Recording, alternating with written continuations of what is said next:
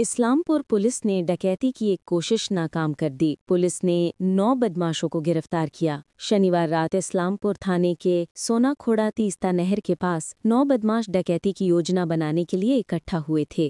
उसी समय गुप्त सूत्रों से सूचना मिलने पर इस्लामपुर थाने की पुलिस ने छापेमारी कर 9 लोगों को रंगे हाथों गिरफ्तार कर लिया। पुलिस ने गिरफ्तार लोगों के पास से डकैती के औजार बरामद किए। रविवार को गिरफ्तार लोगों को पुलिस रिमांड पर लेने के अनुरोध के साथ इस्लामपुर अनुमंडल न्यायालय भेज दिया गया। पुलिस ने घटना की जांच शुरू कर दी है। इस्लामपुर शहर में हाल ही में हुई चोरियों के बाद इस्लामपुर थाना पुलिस सक्रिय हो गई है। इसी के चलते पुलिस के हाथ ये बड़ी सफलता लगी है। इसके अलावा इस्लामपुर थाने ने तृणमूल पार्षद के घर के मंदिर में हुई चोरी के मामले में 2 और आरोपियों को गिरफ्तार कर इस्लामपुर अनुमंडल न्यायालय पेश किया गया है। सरकारी वकील संजय भवाल ने बताया कि डकैती की योजना में गिरफ्तार सभी आरोपी एक सोना की दुकान में डकैती की योजना बना रहा था। तभी पुलिस को गुप्त खबर मिली और पुलिस ने छापेमारी करके दोनों को धर दबोचा एवं अदालत में पेशी की।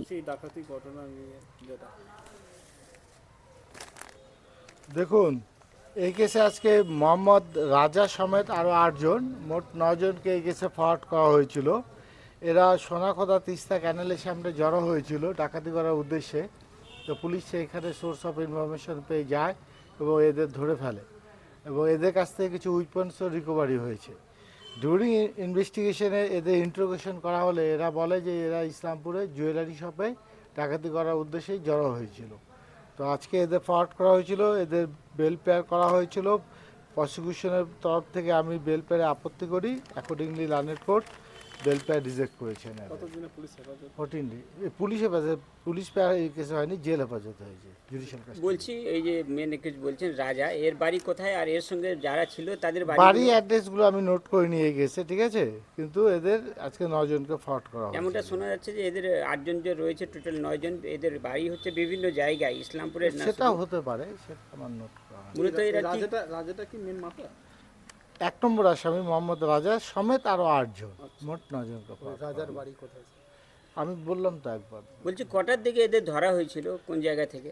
এদের ধরা হয়েছে সোনাখোদা তিস্তা ক্যানেলের সামনে থেকে। কটার দিকে জানা না, সেটা নোট করা হয়। মূলত এদের মানে কি করতে চাইছিল এরা? এরা ওই জুয়েলারি শপে ডাকাতি করার উদ্দেশ্যেই জড়ো হয়েছিল।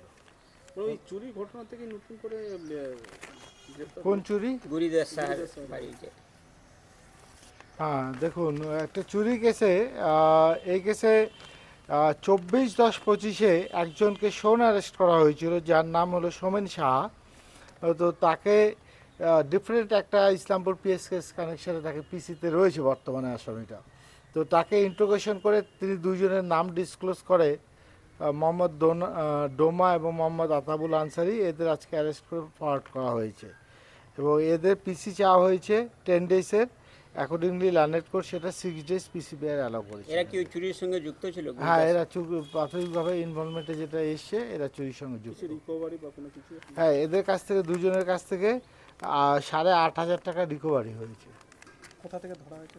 এদের কিষানগঞ্জ পুলিশের হেল্পেই কিষানগঞ্জ বাজার থেকে এদের অ্যারেস্ট করা হয়েছে।